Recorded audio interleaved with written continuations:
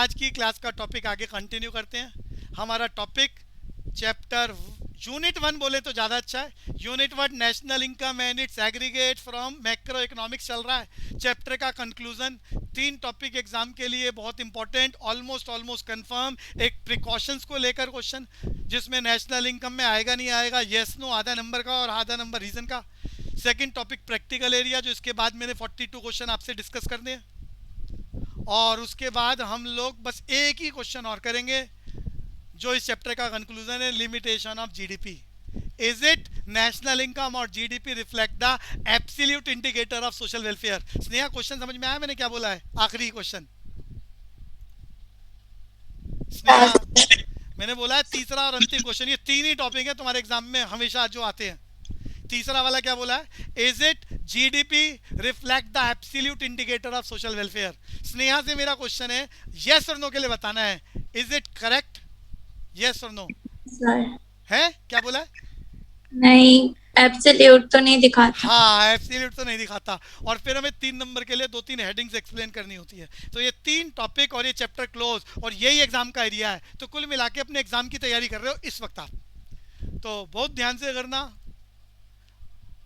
तो ये 43 तक हो चुका था जी। अगली स्टेटमेंट 44 आपकी स्क्रीन पर, और खेल शुरू करते हैं। सबको प्रिकॉशंस याद हो चुके हैं, हमने याद कर लिया है। 3 methods to calculate the national income, value added method in which you have to calculate the money value of production, second method income method in which you have to calculate the money value of income, and expenditure method in which you have to calculate the money value of total expenditure of the whole country. फार्मूले याद कर लिए, precautions याद कर लिए, और सारे theory के कंटेंट्स जो चैप्टर में इनिशियली मैंने याद कराए हैं as per the marking scheme.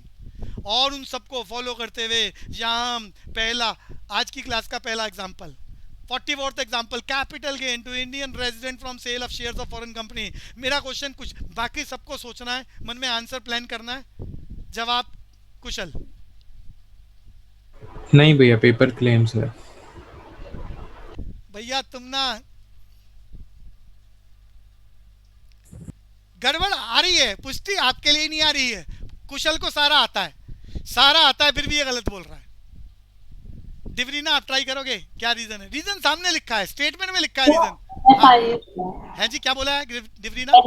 NFIL और आएगा ना, अरे अरे सर डिवरीना, विंडफॉल गेन हो गया। Sir windfall gain. अरे क्लियरली लिखा है कैपिटल गेन, और आपने याद करा है capital gain is the example of windfall gains.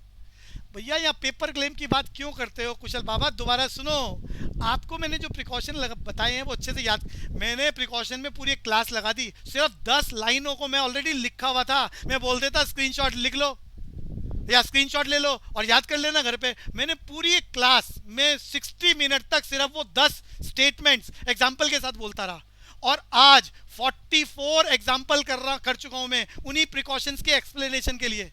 खबरदार, ये गड़बड़ झाला क्यों हो रहा है कुशल बाबा? एग्जाम्पल सुनना ध्यान से। 10,000 रुपए के शेयर्स बेचो, ये फाइनेंशियल डॉक्यूमेंट है। 10,000 के शेयर्स 1 लाख में बेच दो, ये कैपिटल गेन है, ये विंडफॉल गेन्स है। कुशल बाबा बात समझ में आ रही है? एग्जाम्पल्स बोल रहा हूँ, अलग अलग डिफरेंस बता रहा हूँ। ठीक है भैया। और दोनों की दोनों बातें नहीं आती नेशनल इनकम में। मैं फिर बोलूंगा, शेयर्स, डिवेंचर्स, बॉन्ड की सिर्फ सेल परचेज हो, सिर्फ सेल परचेज हो, शेयर्स, डिवेंचर्स, बॉन्ड। मैं साथ में करेंसी की भी बात कर लेता हूँ। यूरो खरीद रहे हो, पॉन्ड्स बेच रहे हो, स्टर्लिंग की बात हो रही है, कोई भी किसी भी देश की करेंसी की बात हो रही है, शेयर्स, डिवेंचर, बॉन्ड की बात कर रहा हूँ, तो जीडीआर, अब ये मत कहना भैया जीडीआर तो बोले ही नहीं आपने। जीडीआर, एडीआर, अरे एक ही खानदान है।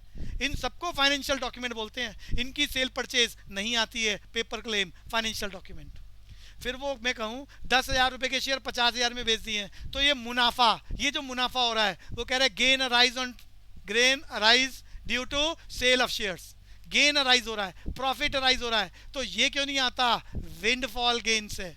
विंडफॉल गेन का एग्जांपल कैपिटल गेन है। अचानक आपकी वजह से थोड़ी ना प्रॉफिट आ रहा है आपको। ये फैक्टर इनकम नहीं है, ये फैक्टर इनकम नहीं है। क्यों नहीं है? अचानक स्केयरसिटी क्रिएट हो गई और दाम बढ़ गए। इसमें तुमने क्या करा है? ये money value of final goods and services नहीं है। तो सबको याद है, windfall gains always excluded in the calculation of national income. याद रखोगे कुशल? हाँ भैया। आगे चलेंगे। हरीश वर्क, बढ़िया स्टेटमेंट है।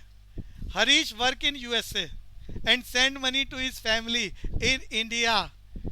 पुष्टि मेहता. सर नहीं आएगा क्योंकि ट्रांसफर इनकम है. बिल्कुल परफेक्ट आंसर है. बिल्कुल परफेक्ट आंसर है. ओके तो सर. और कोई भी, वैसे मैं बता देता हूँ, कोई कंफ्यूजन अगर नहीं है. कुशल क्लियर हो गया ये बात? कुशल. नहीं भैया, बता दो. भैया अच्छा. इसमें तो हम इंडिया की रिस्पेक्ट में बात कर रहे हैं ना, कि इंडिया की नेशनल इनकम में आएगा या नहीं आएगा. ए बच्चे, अब मैं इस बात को समझाना चाह रहा हूँ, जो कंफ्यूजन आपके माइंड में है, किसी के भी बच्चे के माइंड में हो. हरीश यूएसए में काम कर रहा है. जितना भी पैसा कमाएगा वो जिस देश का नॉर्मल रेजिडेंट होगा उस देश की नेशनल इनकम में काउंट होगा, चाहे वो उस देश में भेजे ना भेजे, ये इमैटेरियल है. ये बात समझ में आ गई कुशल? हाँ भैया. हरीश यूएसए में काम कर रहा है, यहाँ लिखा है उसने पैसे कमाए हैं. अब वो हिंदुस्तान का नॉर्मल रेजिडेंट है तो ऑलरेडी वो इनकम उसकी नेशनल इनकम में काउंट होगी, हिंदुस्तान की नेशनल इनकम में. ये बात क्लियर हो गया? हाँ. अब वो पैसा कमाने के बाद उसका कुछ हिस्सा अपने फैमिली मेंबर्स को भेज रहा है. अगर हम फैमिली मेंबर्स को, अपने पिताजी को, दादाजी को, नाना जी को, चाचा जी को, किसी को भेज दे, वो भी काउंट कर लेंगे तो प्रॉब्लम ऑफ डबल काउंटिंग नहीं क्रिएट हो जाएगी. हरीश ने कितना कमाया वो नॉर्मल रेजिडेंट ऑफ इंडिया में, थोड़ी देर के लिए अज्यूम कर रहा हूँ, तो नॉर्मल रेजिडेंट ऑफ इंडिया तो हिंदुस्तान में काउंट हो गया, चाहे वो पूरी दुनिया में कहीं भी रहे, चाहे वो कहीं भी बैठ के कमाए, वो हिंदुस्तान की नेशनल इनकम में काउंट हो गया. अब वो उसमें से कुछ पैसे, अरे बहुत सारे पैसे वहाँ भी खर्च करता है, किराए का मकान है, खाने पीने का खर्चा है, वहाँ खर्च कर रहा है, लेकिन उसके बावजूद वो हिंदुस्तान की नेशनल इनकम में है वो सारा पैसा. उसमें से कुछ पैसे उसने अपने दादाजी को, नाना जी को, चाचा जी को, दूर के रिश्तेदार को भेज दिए, कोई फैमिली मेंबर है, जॉइंट फैमिली है, भेज दिए. तो भैया ये problem of double counting create हो जाएगी. इसको भी काउंट करने से क्लियर हो गया. हरीश की बात करेगा नेशनल इनकम में आएगा, फैमिली को भेजने की बात करेगा बिल्कुल नहीं आएगा, ट्रांसफर इनकम. समझ लो, बढ़िया लाइन है कुशल. हाँ भैया. अगली लाइन भैया, इसीलिए एग्जाम्पल का डिस्कशन करना जरूरी है. ये कंफ्यूजन किसी को भी हो सकती है, जिसने सारी थ्योरी याद कर ली है उसको भी हो सकती है, इसीलिए यहाँ लाइनें लिखी हैं और डिस्कशन कर रहा हूँ और 4 क्लासेस फालतू लगा रहे हैं. अगली बात, destruction of building due to earthquake. Question Ayushi से, destruction of building due to earthquake. नहीं सर, नहीं आएगा. बिल्कुल बढ़िया है, कारण बता दो. Capital loss. बहुत बढ़िया, कैपिटल लॉस. अरे कैपिटल नेचर का लॉस है और नेशनल इनकम तो भैया फ्लो कंसेप्ट है. जबकि capital loss point of time की घटना है कि एक पॉइंट पर अचानक कोई जलजला आ गया, अर्थक्वेक, सुनामी आ गया, 100 करोड़ अचानक स्वाहा. तो अर्थक्वेक तो वही घटना है ना, कैपिटल लॉस. तो ये वेल्थ का पार्ट है. वेल्थ अचानक खत्म हो जाए, वेल्थ अचानक क्रिएट हो जाए, कैपिटल नेचर का है. Never be include in the calculation of national income because of capital loss. अगली लाइन मेरी आयुषी से ही है. अरे एचपी कंपनी का नाम है. मेरा पहला क्वेश्चन, एचपी की फुल फॉर्म, इंटरनेशनल कंपनी है एचपी. प्रिंटर बनाती है, कंप्यूटर बनाती है, लैपटॉप्स बनाती है. Hewlett Packard. आयुषी क्या है कंपनी का नाम? Hewlett Packard. तो ये कंपनी एचपी की, इसने अपने यहाँ मैन्युफैक्चरिंग यूनिट में लैपटॉप्स बनाए. इसके दुनिया भर के ऑफिस हैं.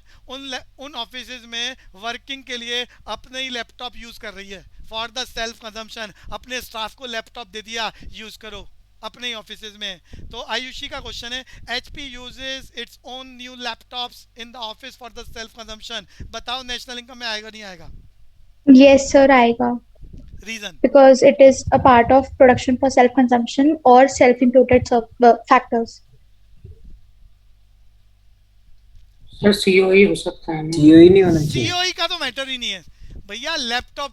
लैपटॉप कंपनी ने बेचने थे, वो बेचने की जगह अपने स्टाफ को दे दिए, अपने ऑफिस में यूज़ हो रहे हैं. ऐसे समझो फर्नीचर की दुकान है, फर्नीचर की दुकान में से जो टेबल आपने बेचने के लिए रखी है उसको बेचने की जगह अपने यहाँ यूज़ करना शुरू कर दिया कि कस्टमर को बिठा के वहाँ पर अगले 100 साल तक गुड्स बेचेंगे. स्टॉक इन ट्रेड बन गया, fix asset stock in trade बन गया.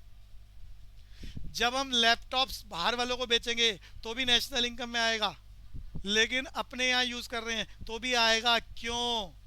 महक गोयल, कारण चाहिए मुझे. सर क्योंकि प्रोडक्शन तो हुई है ना, अगर हम बाहर से भी खरीदते तो फिर उतने पैसे तो देने प्रोडक्शन पड़ते तो हो ही हैं. रहा है, प्रोडक्शन तो हो ही रहा है. शब्द बोले ना, क्या लगता है आपको? खाली प्रोडक्शन थोड़ी ना बोलेंगे क्या? Production for self consumption. Production for self consumption वाली ऑप्शन तो आ चुकी है. और कुछ इस जैसा value of output.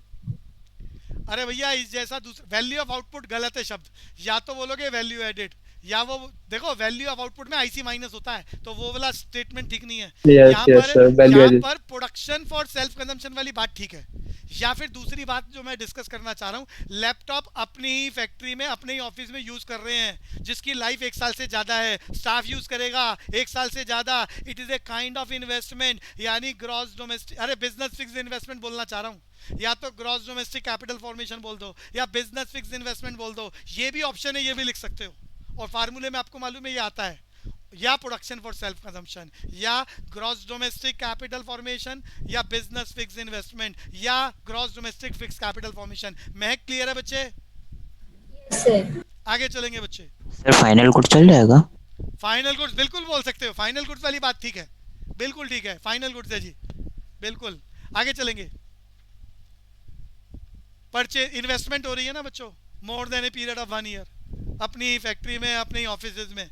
Purchase of a truck to carry goods by the production unit, so simple. Dhruv Jain, purchase of a truck to carry goods by production unit, आपने factory लगाई है और आपने फैक्ट्री से रॉ मटेरियल को रिटेलर तक, wholesaler तक पहुंचाने के लिए ट्रक खरीदा है। आप बताओ ये ट्रक जो 10 लाख का आपने खर्चा करा है, ये नेशनल इनकम में आएगा नहीं आएगा? ध्रुव जैन सर नहीं आएगा।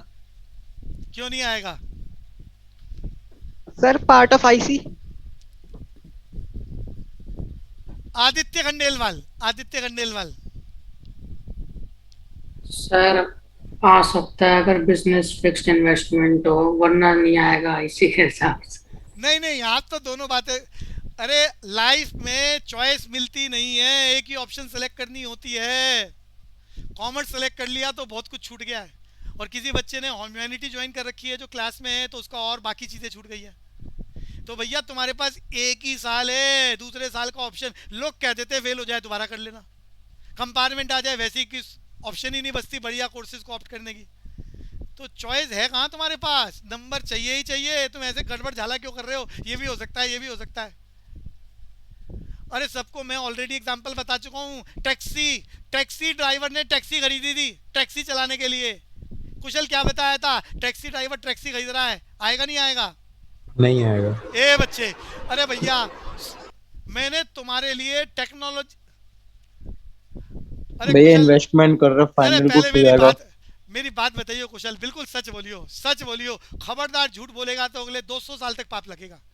तुम्हें जो टेक्नोलॉजी बीसीसी ऐप जो तुम लोगों ने डाउनलोड कर रखा है, क्या तुमने ये सारे पुराने एपिसोड, जिसमें मैं सिर्फ प्रिकॉशन की बात कर रहा हूँ, इतनी क्लासेस पीछे हो चुकी है सिर्फ प्रिकॉशन के एग्जांपल्स की, क्या आपने वो रिवाइज करे आज की क्लास से पहले, कल और आज में?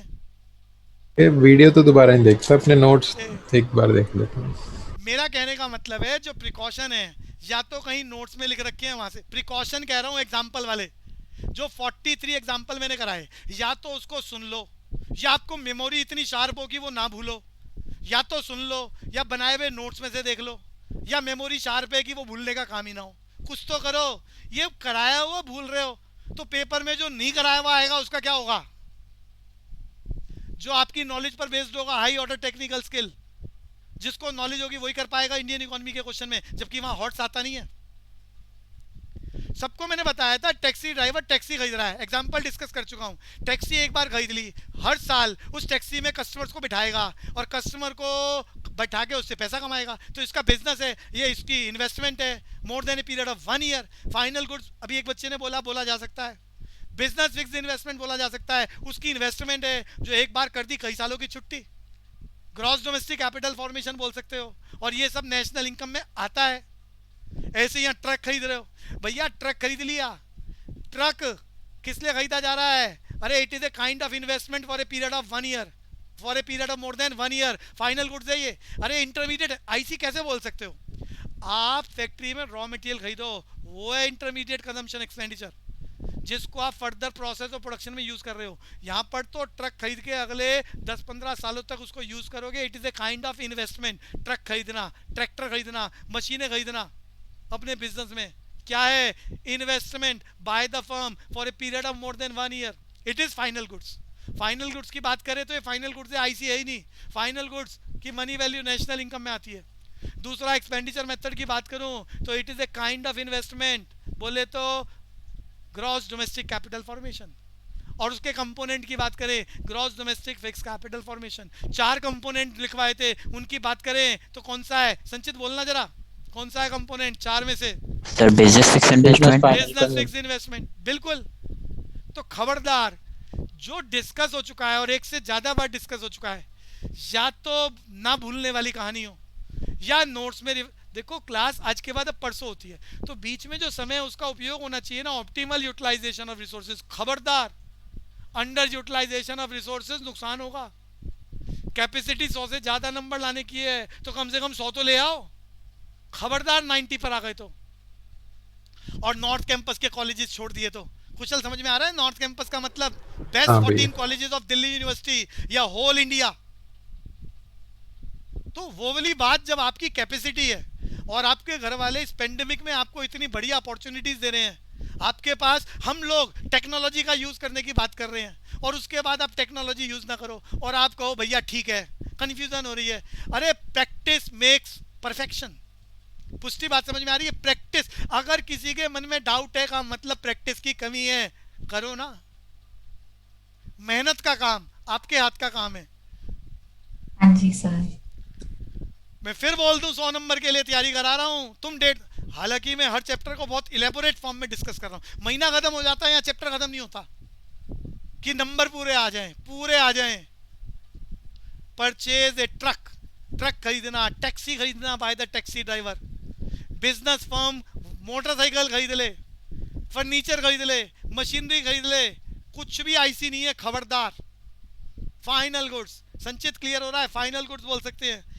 Yes, sir. Gross domestic capital formation या उसके बच्चे, आपको मालूम है? अरे जो मर्जी बच्चा मत लिख देना, पहले 2 कंपोनेंट याद कराए थे, फिक्स वाली बात लिखोगे। 4 कंपोनेंट याद कराए थे, यहाँ पर बिजनेस फिक्स इन्वेस्टमेंट यूज करो and included in the calculation of national income. आगे बार बार रिवीजन की ऑप्शन है। कुछ बच्चों को क्या है, पढ़ने का समय, नोट्स बनाने का, तो भैया सिर्फ लर्निंग, सिर्फ क्लास की बातें सिर्फ बीसीसी ऐप से सिर्फ सुन लो खाली समय में। सोने जा रहे हो, आसान सी बात बताता हूँ, पुष्टि रोज सोने जाते हो नहीं सोने जाते? हाँ जी सर। याद रखना, टेक्निकल प्रोसेस है, जब भी आप सोते हो इमीडिएटली आपको लेटते ही नींद नहीं आती। प्रोसेस है, it will take some time. तो भैया कान में लीड लगा लिया करो, ईयर लीड्स लगा ली और मोबाइल पे टॉपिक चला दिया। टॉपिक चलाना क्या है? Revision of the topic, revision of the topic, और सब माइंड में चल रहा है। और चलते चलते भैया रिवीजन, तुम्हारे को नींद आ जाएगी। याद रख, साइंटिफिक मेथड है, कभी चर्चा करूंगा फुर्सत में। आपका माइंड के बहुत सारे पार्ट हैं। जैसे ही आप कॉन्शियस माइंड से, महक सुनाई दे रहा है आपको? महक, स्नेहा, सर अभी आप माइंड के जिस हिस्से में हैं उसे बोलते हैं कॉन्शियस माइंड। कॉन्शियस माइंड, रात को नींद में आपका माइंड जिस हिस्से में होता है उसे बोलते हैं अनकॉन्शियस माइंड। तो जब आप कॉन्शियस माइंड से अनकॉन्शियस माइंड में जाते हैं का मतलब उसे बोलते हैं नींद। पुष्टि को बात समझ में आ रहा है? नींद आने का मतलब क्या है? आपका माइंड एक रूम से दूसरे रूम में स्विच ओवर हो जाता है। पहला रूम जिसे आप जागृत अवस्था कहते हैं, कॉन्शियस माइंड, उससे कमरा बदल जाता है, आपका माइंड दूसरे कमरे में एंटर कर जाता है, दूसरे कमरे में। और दूसरे कमरे में जाने से पहले गेट पर, जब वो गेट पे खड़ा होता है तो उसे सपने आते हैं।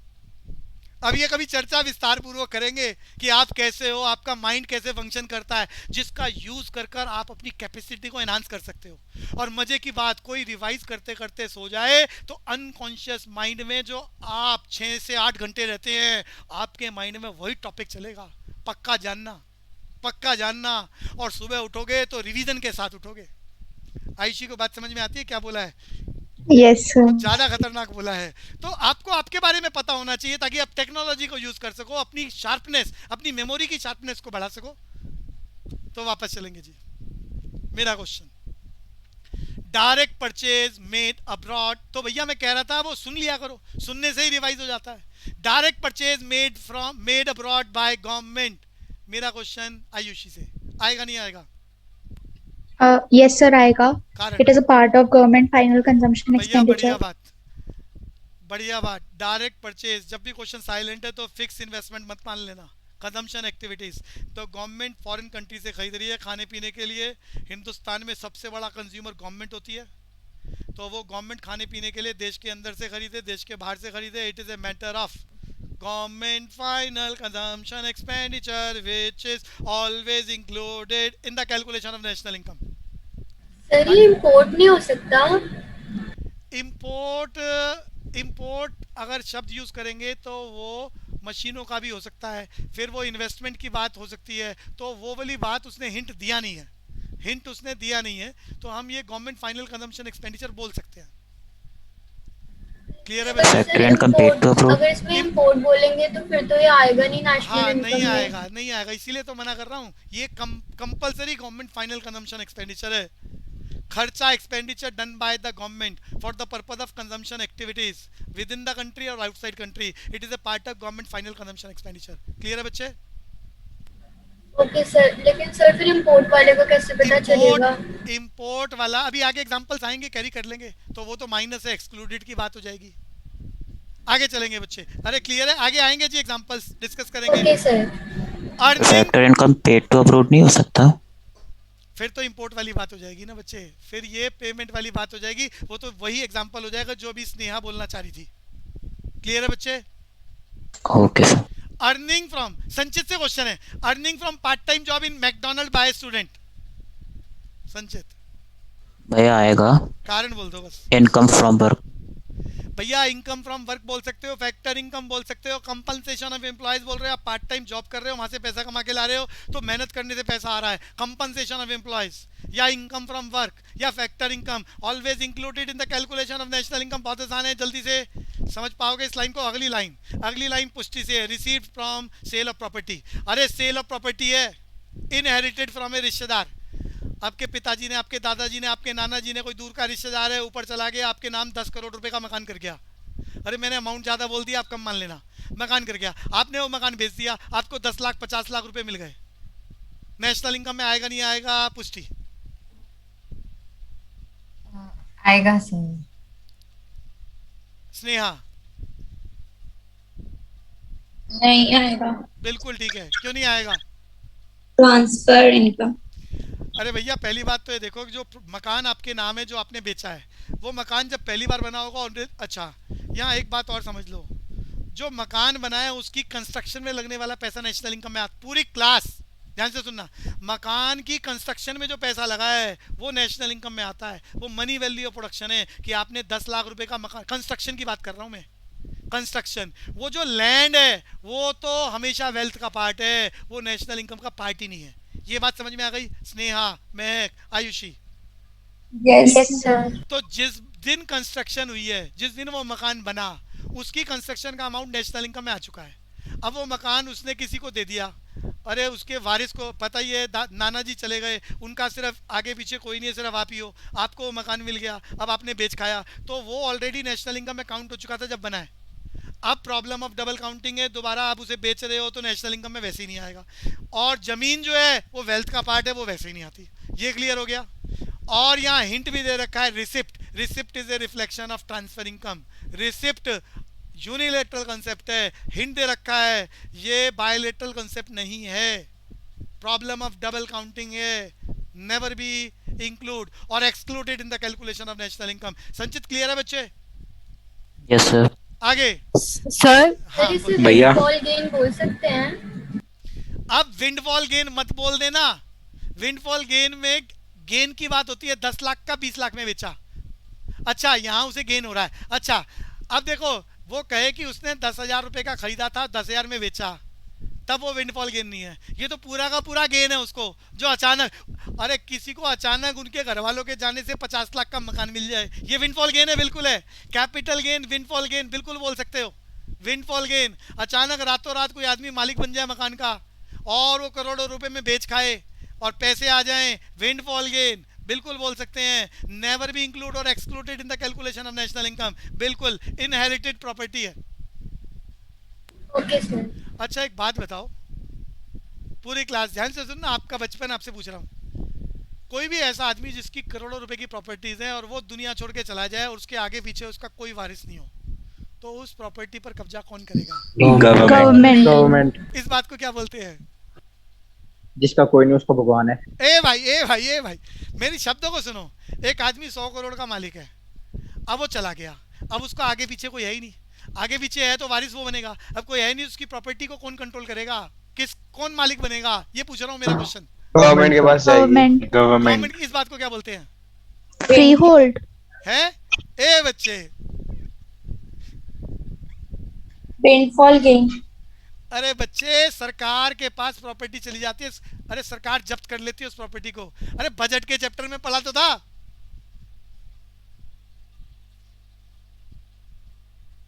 विंडफॉल गेन तो गेन हो रहा है सरकार को। एस शीट क्या बोलते हैं इसे? अरे क्या बोलते हैं इसे आयुषी?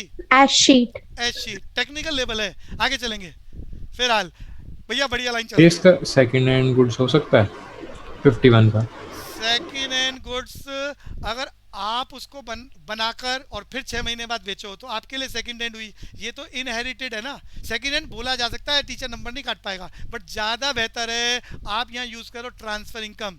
गलत नहीं है, ट्रांसफ़र इनकम। विंडफॉल गेन वाली बात भी बिल्कुल परफेक्ट है, सेकेंड हैंड वाली भी फिट होती है, नंबर नहीं काट पाएगा, है तो second hand he, problem of double counting create करेगा। क्लियर है ठीक बच्चे? है, हाँ जी। अच्छा कुशल, अगली लाइन बढ़िया वाली है, जवाब कोशिश करना ठीक बोल पाओ। अरे बढ़िया शब्द है, entertainment allowance to an employ. अरे entertainment allowance to an employ given by employer for entertaining business guest.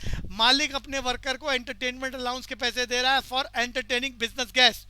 कुशल आना तो चाहिए compensation of employees. Ayushi sir नहीं आएगा क्यों?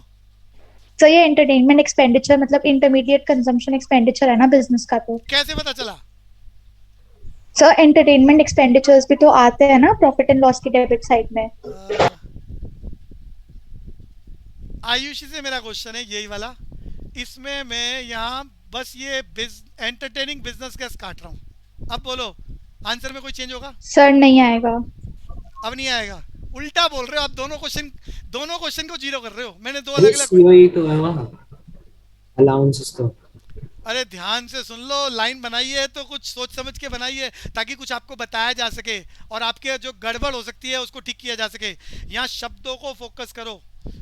यहाँ लिखा है एंटरटेनिंग बिजनेस गेस्ट। एग्जाम्पल लेता हूँ, जापान की कंपनी सुजुकी मोटर्स, आयुषी मालूम है Suzuki Motors? Yes sir. Gurgaon में प्लांट, अब ये दिल्ली की बात कर रहा हूँ, गुड़गांव में प्लांट लगा हुआ है। यहाँ पर आप जॉब करते हो, यहाँ पर आप जॉब करते हो। अब ऐसी कंडीशन में जापान से बहुत सारे बिजनेस गेस्ट आ रहे हैं। अरे जापान इंटरनेशनल ब्रांड है, पूरी दुनिया में कारोबार होता है, तो कोई भी दूसरी कंट्री से बिजनेस गेस्ट आ रहे हैं। आप कंपनी में मैनेजरियल पोस्ट पर हो, कंपनी ने कहा वो जो भी गेस्ट आ रहे हैं आपको हम पैसे दे रहे हैं। अरे कंपनी के मैनेजिंग डायरेक्टर थोड़ा ना घूमेंगे उस गेस्ट को लेकर। आपको कहा जाएगा कि आप जाओ गेस्ट को एंटरटेनमेंट करो, होटल का खर्चा करो, उन्हें होटल में लेके जाओ, खाना वाना खिलाओ, जो भी, उसके लिए कंपनी आपको पैसे दे रही है।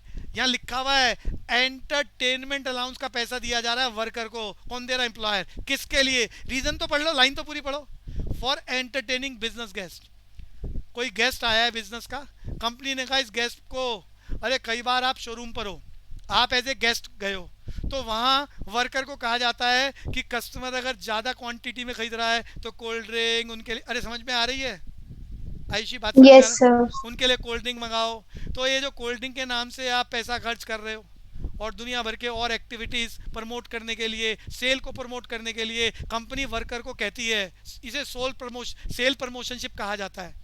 अरे बहुत सारे एजेंट हैं जो दुकानों पे जा जाके गुड्स को बेचते हैं, तो कंपनी उनको दुनिया भर की चीज़ें देती है कि एंटरटेनमेंट के लिए पैसे दे दो, इस तरह की स्कीमें दे दो। तो भैया ये पैसा कंपनी दे रही है वर्कर को, वर्कर आगे ट्रांसफ़र कर रहा है। It is activity of the business. ये इंटरमीडिएट कंजम्पशन है। Intermediate consumption expenditure always excluded in the calculation of national income. ऐसी बात समझ में आई जो मैंने क्या कहा? Yes sir. अब ये नीचे वाली लाइन हटाओ, ऑप्शन पहले क्लियर कर लो। Entertainment allowance given by employer to employee for entertaining business guest. आपकी दुकान में बहुत सारे गेस्ट आ रहे हैं और वर्कर को कहा जा रहा है उनके एंटरटेनमेंट, उनको पिक्चर दिखाने ले जाओ, पिक्चर दिखाने ले जाओ, उनको खिलाने पिलाने ले जाओ, उनको कोई भी पैसा उनके लिए व्हीकल्स ट्रांसपोर्ट फैसिलिटी अरेंज करो, और आप उनके एंटरटेनमेंट के लिए पैसे खर्च कर रहे हैं और कंपनी से पैसे ले रहे हैं। तो आपके सीओई में तब आएगा जब वो पैसे आप अपने घर लेके जाएंगे और अपने घर वालों पर खर्च करेंगे, तो वो सीओई का पार्ट है, तब वो इनकम फ्रॉम वर्क है, तब वो फैक्टर इनकम है। तो मैं वो लाइन बनाना चाह रहा हूँ यहीं पर ही। अगर मैं यहाँ पर आखिरी वाला हिस्सा काट दूँ, ये बिजनेस गेस्ट हटा दूँ, तब ये शब्द क्या हो गया? Entertainment allowance given by employ to employ. Company ने वर्कर को कहा एंटरटेनमेंट अलाउंस के नाम से पैसे लेके जाओ। अब वो कंपनी ऑफिस के लिए नहीं दे रही है, का मतलब किस लिए दे रही है? वो कह रही है कंपनी, भैया हमारे यहाँ एक हफ्ता काम करते हो सुबह से शाम तक, मेंटली आप बहुत ज़्यादा पजल हो जाते हो, तो ऐसी कंडीशन में अपने घर वालों के साथ घूमने फिरने जाओ, मूवीज़ देखो, हम आपको एंटरटेनमेंट के नाम से वीकली मंथली इतने पैसे देंगे। ये पैसा घर जा रहा है, ये पैसा घर जा रहा है, ये इनकम फ्रॉम वर्क का रिवॉर्ड है। ये वो अलाउंसेज है जो मैंने आपको बताए थे सीओई में आते हैं, entertainment allowance, house rent allowance, दुनिया भर के अलाउंस, ट्राइबल एरिया अलाउंस, तो ये सीओई का पार्ट है। संचित समझ में आ रहा है? Yes sir. ये आएगा तो लाइनों को समझ लो, खाली एंटरटेनमेंट अलाउंस सुनने से बात नहीं करे बनेगी, पूरी लाइन पढ़नी है। वो बदल, उसे पता है, याद कर रखा है एंटरटेनमेंट अलाउंस सीओई का पार्ट होता है, वो लाइन बदल रहा है ना नीचे, एंटरटेनिंग बिजनेस गेस्ट, तो पैसे घर नहीं जा रहे। कंपनी ने 100 रुपए दिए कि इस गेस्ट को दुकान पे एंटरटेनमेंट के लिए लेके जाओ।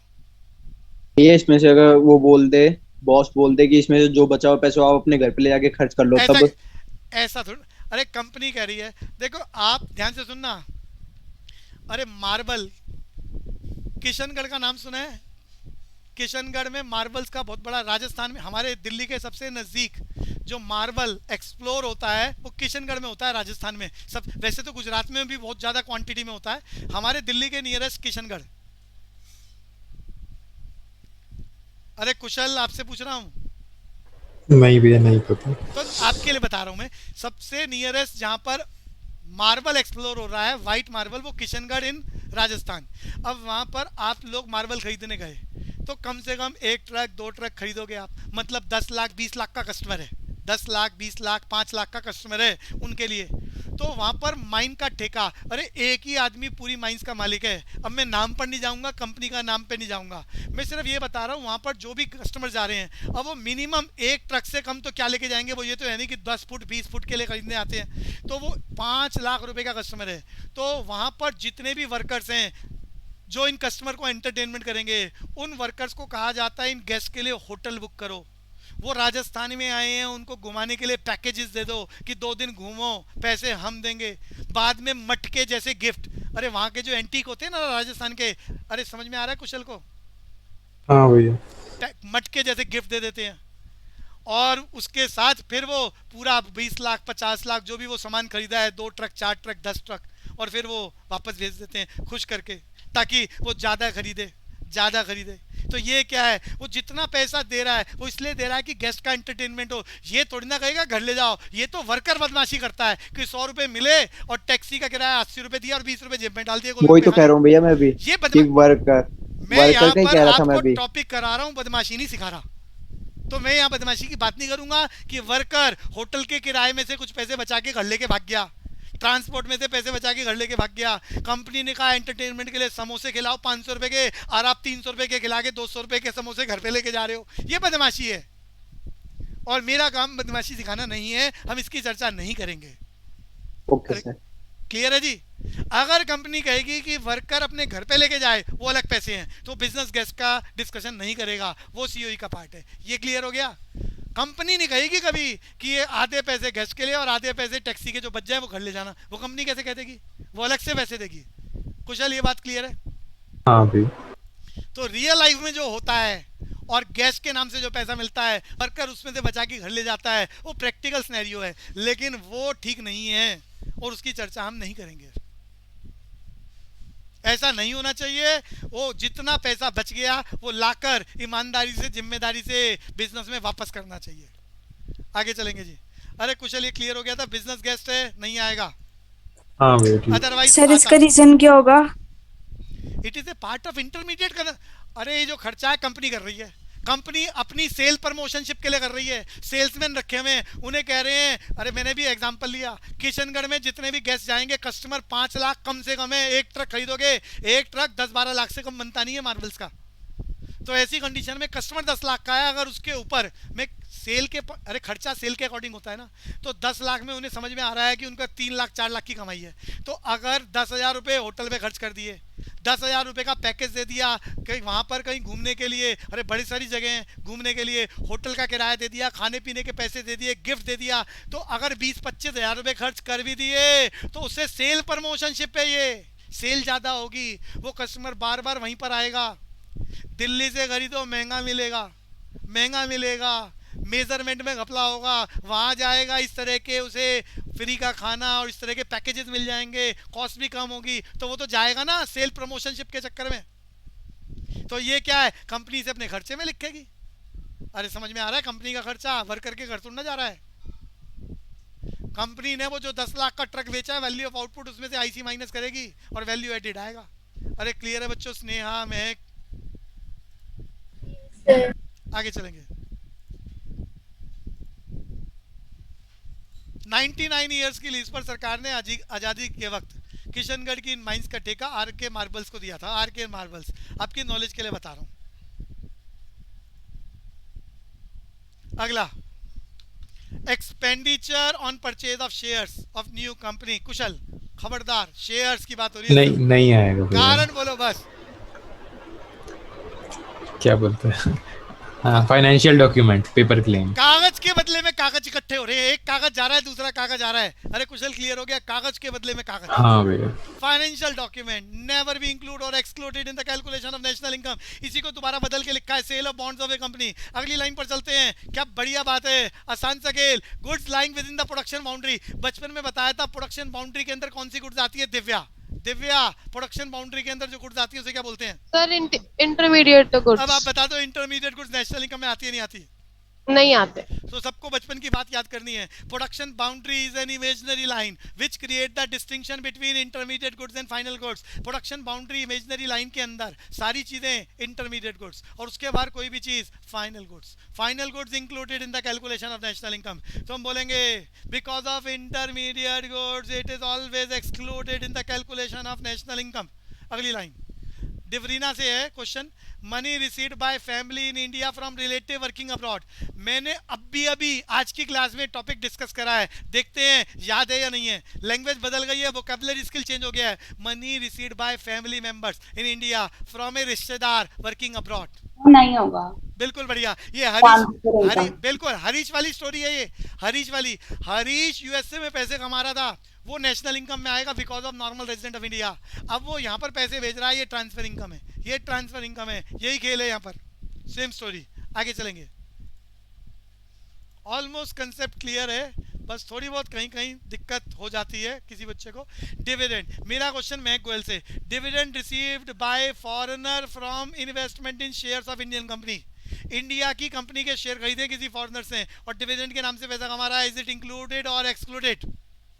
एक्सक्लूडेड, क्योंकि ये फैक्टर इनकम टू अब्रॉड है। बढ़िया बात, सारे बच्चे याद कर लो, शेयर्स की सेल परचेज नहीं आती फाइनेंशियल डॉक्यूमेंट। शेयर्स को मुनाफे में बेच दो तो नहीं आता विंडफॉल गेन्स और कैपिटल गेन्स, लेकिन शेयर्स के बदले में डिविडेंड मिल रहा है, ये फैक्टर इनकम है। डिवेंचर्स के बदले में इंटरेस्ट मिल रहा है, ये फैक्टर इनकम है। अब ये फैक्टर इनकम है, आएगी नहीं आएगी चेक करो। ये फैक्टर इनकम किसको हो रही है? फॉरेनर्स को, जो नॉर्मल रेजिडेंट ऑफ इंडिया नहीं है। ये डिविडेंड उसको मिल रहा है, तो हमारे देश से फैक्टर इनकम के नाम से पैसा बाहर जा रहा है। और factor income to abroad always excluded, deducted in the calculation of national income. फार्मूले में याद करा है। कुशल, याद आ रहा है? हाँ भैया। Sale of old house. Arunima, आपको बोलना है पुराना हाउस। ये तो अभी आज की क्लास में ही चर्चा हो चुकी है 2 बारी। Old house. Alisha Sharma, sale of old house. Sir नहीं आएगा क्योंकि सर ट्रांसफर इनकम है। ट्रांसफर इनकम बोल सकते हो, सेकंड हैंड गुड्स बोलना बहुत ज़्यादा सुटेबल है। Problem of double counting create करेगा, ओल्ड शब्द यूज कर रहा है वो, तो second hand goods always excluded in the calculation of national income. अगली लाइन भैया, ये expenditure on purchase of old house, same story चल रही है, एग्जांपल बदल रखे हैं, अलग अलग बोर्ड के सेट में क्वेश्चन अलग अलग लाइनें बना रखी हैं। Purchases of house by tenant and purchases of rented factory building by the factory owner. Sneha, बताना है आएगा नहीं आएगा? 58 ऑल द 3 एग्जांपल्स। नहीं आएगा sir. Because of second hand goods. Second hand goods. भैया पुराना मकान खरीद रहे हो, किराएदार मकान मालिक से कह रहा है मकान हमें बेच दो, हम किराया नहीं देंगे आज के बाद, तो भी सेकेंड हैंड गुड्स है. आप फैक्ट्री में किराए पर फैक्ट्री चला रहे हो, आप फैक्ट्री मालिक को कह रहे हो फैक्ट्री आज से हमारी, पैसे ले लो, तो ये सब क्या है? Example of second hand goods which is always excluded in the calculation of national income. So continue 59. भैया प्रिकॉशंस को खत्म करने जा रहे हैं. इंश्योरेंस मनी, ये लाइन में पहले डिस्कस कर चुका हूं, ध्यान से करना. Ayushi, insurance money received from Oriental, insurance due to destruction of factory due to fire. Sir नहीं आएगा. क्यों? Sir transfer income. किसी को कंफ्यूजन है तो क्लियर कर लें. आपने जब हर साल इंश्योरेंस के नाम से, अरे बीमा कराते हो ना, आपके ही पैसे आपको मिल रहे हैं आग लगने के बाद, तो जब आप हर साल पैसे इंश्योरेंस कंपनी को दे रहे हो, वो part of private final consumption expenditure में आएगा. अगर आपने इंश्योरेंस प्रीमियम के, अरे कुशल को बात समझ में आ रही है? हाँ भैया. ध्यान से सुनना, ये इंश्योरेंस प्रीमियम फैक्ट्री दे रही है या फर्म दे रही है तो नहीं आएगा आईसी. अरे महक क्लियर है? स्नेहा क्लियर है? इंश्योरेंस प्रीमियम का अमाउंट फर्म दे रही है आईसी, आप एज ए हाउस होल्ड दे रहे हो, आएगा because of part of private final consumption expenditure. तो आपने as a consumer insurance premium के पैसे दिए, अब कल को वो पूरा का पूरा पैसा आपको मिल गया, क्लेम पास हो गया, तो आपने अपनी एक जेब से पैसे निकाल के बैंक में, इंश्योरेंस प्रीमियम किसी बैंक में या किसी डिपार्टमेंट में दिया जाता है. अरे आजकल बैंकों ने भी इंश्योरेंस की पॉलिसी शुरू कर दी. अरे कुशल मालूम है, बैंक वाले भी एलआईसी के ऑप्शन देते हैं, अरे गुड्स के ऑप्शन देते हैं, जो पहले भारत सरकार की कंपनियां देती थी, एलआईसी, जीआईसी. अरे नाम मालूम है एलआईसी की फुल फॉर्म? मैगवेल. Life insurance corporation. ऐसे ही general insurance corporation non life का इंश्योरेंस करता था, भारत सरकार की कंपनियां थी. अब प्राइवेट सेक्टर के लोग भी बहुत सारे इन्वॉल्व हो चुके हैं. सारे जितने भी बैंक से हिंदुस्तान में, सबने इंश्योरेंस की स्कीमें अपने नाम से निकाल दी हैं. तो इंश्योरेंस का जो पैसा जमा करा रहे हैं, ये आएगा अगर हाउस होल्ड जमा करा रहा है, बैंक में जमा करा दिया पैसा, कल को आपके ही पैसे आपको मिल रहे हैं, लॉस होने पर, आग लगने पर, तो आपकी एक जेब से पैसा निकाल के दूसरी जेब में आ रहा है, ये आपकी कमाई नहीं है, ये ट्रांसफर इनकम है. आपके ही कमाए हुए पैसे तिजोरी में से निकाल के यूज करना चाह रहे हैं. क्लियर है? Transfer income always excluded in the calculation of national income. Kushal clear? Yes sir. Payment of interest by bank. Chirag Maheshwari to its depositor. चिराग,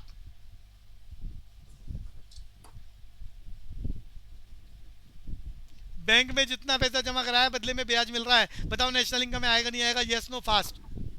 चिराग, आदित्य, चिराग बोल, आपकी साउंड नहीं आ रही बच्चे. आदित्य, अलीशा, जल्दी बोलो. सर आएगा फैक्टर. क्यों आएगा? Because of factor income. भैया हम जब भी बैंक को पैसा डिपॉजिट करते हैं तो माना जाता है बैंक इसको उसको देगा जो इन्वेस्टमेंट के लिए यूज करेगा, उसको इन्वेस्ट किया जाता है प्रोडक्शन एक्टिविटीज के लिए, और बदले में हमें इंटरेस्ट मिल रहा है जिसका एक हिस्सा बैंक भी बचा कर रख रहा है. तो यहाँ पर it is the reward of bilateral concept. ये अर्नड इनकम है, always included in the calculation of national income because of factor income.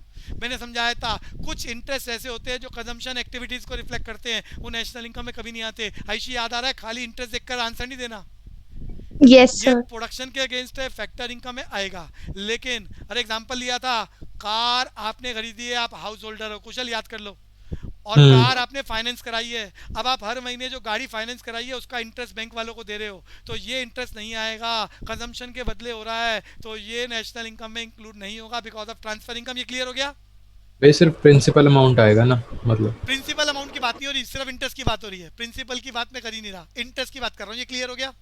हाँ भाई ठीक. लेकिन अगर टैक्सी ड्राइवर ने कार को फाइनेंस कराया है, ऑलरेडी करा चुका हूँ, टैक्सी ड्राइवर ने कार फाइनेंस कराया और वो हर महीने ब्याज दे रहा है, ये नेशनल इनकम का पार्ट है, ये फैक्टर इनकम है, क्योंकि वो पैसा कमा के उसके बदले में उसका ब्याज पे कर रहा है. क्लियर हो गया? उस टैक्सी से वो प्रोडक्शन कर रहा है और फिर बदले में पैसा कमाकर उसका इंटरेस्ट दे रहा है. जबकि जो गाड़ी आपने खरीदी है वो सिर्फ कंजम्पशन एक्टिविटीज के लिए, कंफर्ट के लिए यूज कर रहे हो, और बदले में जो ब्याज दे रहे हो वो कंजम्पशन एक्टिविटीज का रिवार्ड है, इसलिए नहीं आएगा ट्रांसफर इनकम. क्लियर है? Yes sir. Payment of interest by government firm. अरे सेम स्टोरी है, कंजम्पशन एक्टिविटीज के लिए है, excluded in the calculation of national income because of transfer income. आगे चलेंगे. 61. इंटरेस्ट को लेकर जो मैंने बातें बताई थी, देखो यहाँ पूरी स्लाइड में इस पूरी स्लाइड में अलग अलग एग्जांपल से वही बात समझाइए। कंफ्यूजन का काम किसी को नहीं होना चाहिए। खाली इंटरेस्ट मत याद कर लेना कि it is the reward of capital, बोले तो फैक्टर इनकम हमेशा आएगा, नहीं, पहले चेक करना है लाइन। मैंने अलग अलग लाइनें आपके बोर्ड में आई हुई सारी लाइनें कैरी कर दी एक साथ। Interest received on loan taken to a friend for purchasing a car. आपने कार खरीदी है फॉर द कंफर्ट पर्पस, आप प्राइवेट सेक्टर में हो और आपने हर महीने वो जो कार का लोन लिया था अपने फ्रेंड से इंटरेस्ट पे करा, तो कुशल ये कंजम्पशन एक्टिविटी के बदले में इंटरेस्ट पे कर रहे हो, तो ये बायलेटरल नहीं है, आएगा नहीं आएगा? नहीं आएगा। नहीं आएगा, बिल्कुल क्लियर है। अगली बात, अब की बार फिर आप इंटरेस्ट पे कर रहे हो on a loan taken by individual to buy a motorcycle. आप एज ए हाउस होल्ड और कंज्यूमर मोटरसाइकिल खरीद रहे हो और बदले में जो आपने फाइनेंस कराया है हर महीने आप लोन इंटरेस्ट पे कर रहे हो, तो बात इंटरेस्ट की हो रही है सिर्फ, तो ये इंटरेस्ट नेशनल इनकम में आएगा नहीं आएगा? अब की बार आयुषी, नहीं आएगा sir. Because of transfer income या ट्रांसफर इनकम। पेमेंट। पेमेंट की बात कर रहा है तो ट्रांसफर पेमेंट बोलना, इनकम की बात कर रहा है तो ट्रांसफर इनकम। तो सबको मालूम है ये कंजम्पशन एक्टिविटी के अगेंस्ट आप दे रहे हो, तो ये रिसिप्ट या पेमेंट कंसेप्ट है, ये अर्न इनकम नहीं है, यूनिलेटरल कंसेप्ट। अगली बात, in payment of interest on a loan taken by the employ from the employer. Sneha आपको बताना है, ये आप एज ए वर्कर अपनी कंपनी से पैसा लोन फाइनेंस करा रहे हो। अरे कोई भी रीज़न हो सकता है, आपको घर में पैसे की जरूरत पड़ी, बच्चों की शादी करनी है, दुकान खोलनी है, बिल्डिंग खरीदनी है, आपने लोन ले लिया अपने एम्प्लॉयर से और आप कह रहे हो हर महीने इसके बदले में हम इंटरेस्ट पे करेंगे। बताओ, कार नहीं, बिल्कुल नहीं आएगा। कंजम्पशन एक्टिविटी के अगेंस्ट इंटरेस्ट पे कर रहे हो, कंजम्पशन एक्टिविटी के अगेंस्ट इंटरेस्ट पे कर रहे हो। कार खरीदी है आपने और कंपनी से लोन ले लिया, बदले में इंटरेस्ट पे कर रहे हो। अच्छा, यहाँ लाइन समझ लो, मैं लाइन बदलूंगा, बड़ी इंपॉर्टेंट लाइन। अगर वो बोल देता इंटरेस्ट फ्री लोन, सिर्फ, अरे किससे, मैं जिससे पूछा था वही जवाब देगा, ये इंटरेस्ट फ्री लोन लिख देता कि कंपनी ने इंटरेस्ट फ्री लोन दे दिया वर्कर को, अब बताओ ये जो ब्याज का पैसा बचा, तो ये आएगा। अरे कंपनी ने कहा लोन ले जाओ और गाड़ी खरीद लो, आपको लोन वापस करना है लेकिन इसका ब्याज नहीं देना, तो ये जो ब्याज के पैसे बच रहे हैं ये इसलिए बच रहे हैं क्योंकि कंपनी में काम कर रहे हो। It is the part of compensation of employees, it is income from work. Free में नहीं मिल रहा, फ्री में ब्याज का फायदा नहीं हो रहा। अरे संचित, ये क्लियर हो गया? तब वो आ जाता। Yes sir. लेकिन यहाँ पर आपको कंपनी से लोन मिला है, बदले में ब्याज देना है। अरे बैंक से लोन ले लो, किसी दोस्त से लोन ले लो या एम्प्लॉयर से लोन ले लो, और कंजम्पशन एक्टिविटीज के बदले में जो आप इंटरेस्ट पे करोगे, ये यूनिलेटरल कंसेप्ट है, ट्रांसफर इनकम नहीं आएगा। अगली line, payment of interest by individual to a bank. अरे बोलो जी। नहीं आएगा। अरे जिस आदमी ने कर्जा मांगा है वो हाउस होल्डर है, तो वो नॉर्मली ये अज्यूम किया जाता है कि वो उस पैसे का यूज कंजम्पशन एक्टिविटीज के लिए करेगा। Transfer income, payment of interest by individual to a bank on a loan to buy car, वही बात दोबारा चल रही है, ट्रांसफर इनकम। तो एक ही लाइन को बोर्ड ने अलग अलग बार जो भी लैंग्वेज लिखी है मैंने सामने यहाँ सारी लगा दी है और उसका डिस्कशन करा है। Transfer income excluded in the calculation of national income. So continue the very next example. ये एक डाउट है बोलो बच्चे। भैया, अगर गवर्नमेंट कोई भी व्हीकल खरीदी है तो वो तो आएगी ना नेशनल इनकम में? क्योंकि ये फाइनल गुड्स है, फिक्स इन्वेस्टमेंट है ना, for a period of more than 1 year. पर भैया कभी कभी गवर्नमेंट किसी IAS ऑफिसर को भी तो दे देती है, फिर वो अपने घर के लिए यूज के लिए भी तो यूज करते हैं उस कार को, तो वो तो कंजर्व। तो भैया एक ही तो बात है, तो जो उसको दे दी है फ्री में दे दी है, तो it is a part of COE। अब ध्यान से सुनना, अलग अलग बातें चलेंगी। 10 लाख रुपए की गाड़ी खरीदी है, वो सरकार की इन्वेस्टमेंट है, उस गाड़ी को वर्कर को दिया है, एक IAS ऑफिसर को दिया है, तो वो 1 साल में उस गाड़ी की मेंटेनेंस का जितना खर्चा हो रहा है, उसकी मेंटेनेंस का खर्चा, जिसमें नंबर 1 डेप्रिसिएशन, नंबर 2 ड्राइवर के पैसे, नंबर 2 उसकी, अरे हर महीने 2 महीने में जो कंपनी में जाते हैं हम सर्विस के लिए भेजते हैं, ये अमाउंट डेप्रिसिएशन, सर्विस का खर्चा और जो सैलरी ऑफ द ड्राइवर है, ये COE का पार्ट है, maintenance of the car, not car. वो 50 लाख की कार है तो 50 लाख की कार COE में नहीं आएगी, उसका डेप्रिसिएशन वर्कर के जो उसमें जो चलाता है, अरे उसको शॉफर बोलते हैं टेक्निकली। अरे बात समझ में आ रही है कुशल? Yes sir. उसके पैसे अगर वो भी सरकार दे रही है तो देती है, IAS ऑफिसर को ड्राइवर भी देती है, और उसकी मेंटेनेंस का खर्चा, ये COE है, कार नहीं है COE। क्लियर है? कार सरकार Yes, ठीक। सरकार की इन्वेस्टमेंट है, सरकार की इन्वेस्टमेंट है। आगे चलूंगा। तो सिविल सर्विसेज में जाना चाह रहे हो कुशल? नहीं भैया, मेरे से नहीं है। तो भैया समय की लिमिटेशन है, यहाँ क्लास को रोकना पड़ेगा। कोशिश करो बस ये अगली क्लास में हम ख़त्म कर लें और कोई कन्फ्यूज़न आपकी ना रहे। तो अच्छे से करें, नोट्स बनाते रहें।